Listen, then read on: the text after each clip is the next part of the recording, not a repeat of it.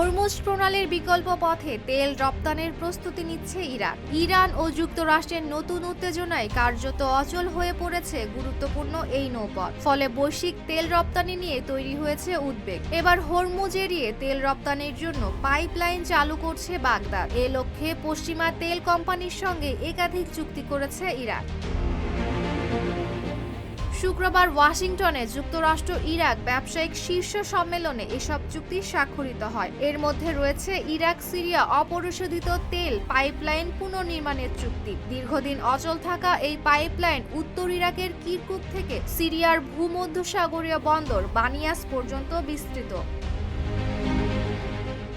জানা গেছে, মার্কিন জ্বালানি কোম্পানি সেভেরন প্রকল্পটি বাস্তবায়ন করবে। পুনর্বাসনের পর পাইপলাইন দিয়ে দৈনিক 20 লাখ ব্যারেল অপরিশোধিত তেল পরিবহন করা সম্ভব হবে। এদিকে ইরাকের তেল উৎপাদন বাড়াতে সেভেরন আরও 2টি চুক্তি করেছে। অন্যদিকে স্টারলিংকের সঙ্গেও আনুষ্ঠানিক চুক্তি করেছে ইরাক সরকার।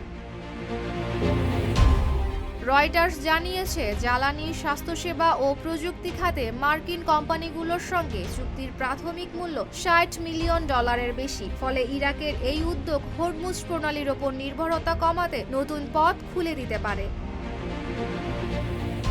Desk report, Dhaka post.